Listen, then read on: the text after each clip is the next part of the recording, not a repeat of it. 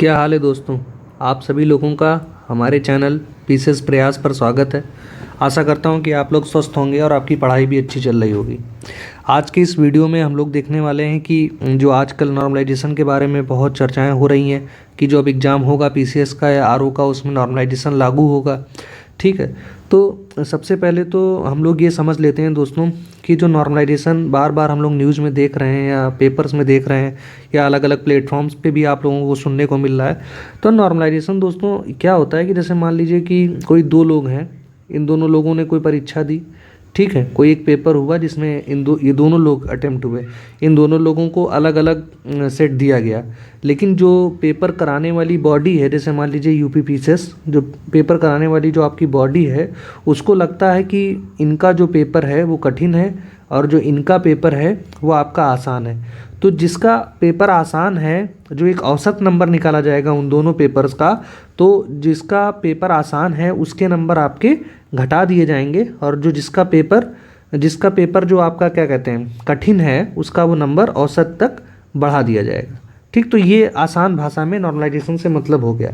लेकिन यहाँ पर दिक्कत ये आती है कि किसी भी चीज़ की हम लोग कंपेयर तब कर सकते हैं, उसको बराबर हम लोग तब ला सकते हैं जब उसका एक साइंटिफिक तरीका हो नापने का।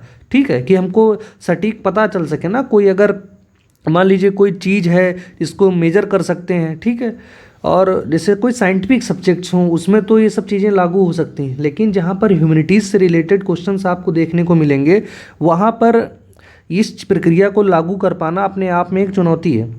जैसे कि दो चीज़ें होती हैं, एक होती है आपकी ऑब्जेक्टिविटी, दूसरी होती है आपकी सब्जेक्टिविटी। ठीक, तो ये वाली जो चीज़ है, मतलब बिना किसी बायसनेस के, ऑब्जेक्टिविटी का मतलब क्या होता है दोस्तों कि इसके पीछे हमारा कोई भी बायसनेस नहीं है, बिल्कुल जो डिसीजन है बिल्कुल क्लियर है। लेकिन ये सब चीज़ें आपकी साइंस में होती हैं, साइंस की करैक्टरिस्टिक्स भी होती है कि जो इसकी जो चीज़ें होती हैं वो ऑब्जेक्टिव होती हैं नेचर में, मतलब कि बिना किसी बायस के होती हैं। अगर वो एक्सपेरिमेंट में प्रूव होती हैं, बार बार वही रिजल्ट आता है, तभी उसको साइंस कंसीडर करता है। लेकिन जो ह्यूमैनिटीज आपका है वो सब्जेक्टिविटी के से घिरा हुआ है। ठीक है, उसमें सब्जेक्टिविटी का जोर ज़्यादा है इन कंपेरिजन टू ऑब्जेक्टिविटी। तो ऐसे विषय में जहाँ पर ह्यूमैनिटीज़ का बोलबाला ज़्यादा है, वहाँ पर अगर आप नॉर्मलाइजेशन लाते हैं तो ये अपने आप में एक चैलेंजिंग टास्क होगा। अब इसको आयोग किस तरीके से करता है ये हम लोगों को अभी देखना होगा कि क्या कौन सा पैटर्न इसमें आयोग लगाता है।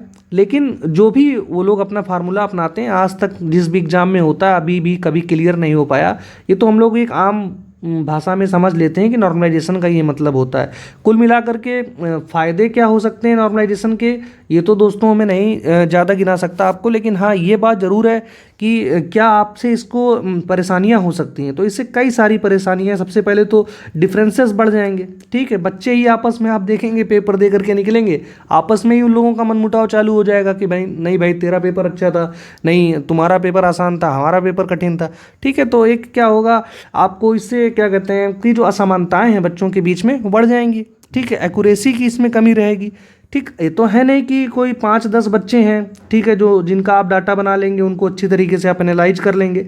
भाई इसमें लगभग 5 लाख बच्चे आपके अपीयर होंगे, तो 5 लाख बच्चों का डाटा एनालाइज कर पाना, वो भी ह्यूमैनिटीज जैसे सब्जेक्ट में, कि किसका पेपर, कौन सा सेट आपका कठिन आया है, कौन सा सेट आपका आसान है, तो ये बहुत ही डिफिकल्ट रहेगा। ठीक है, टाइम तो इसमें आपका ज़्यादा जाएगा। वैसे भी आप एक भर्ती पूरी कराने में सालों लग जाते हैं, उसमें से एक ऐसी प्रक्रिया का चयन कर रहे हैं जिसका कोई तरीका ही नहीं है, तो जाहिर सी बात है समय सीमा भी और बढ़ जाएगी। ठीक है, फिर इससे कुल मिला के हम लोग यही समझ सकते हैं दोस्त कि इससे दिक्कत, जो मान लीजिए दिक्कतें जो हैं आपकी वो ज़्यादा ही हैं। फ़ायदे तो भाई मुझे कोई नहीं इसमें समझ में आते हैं।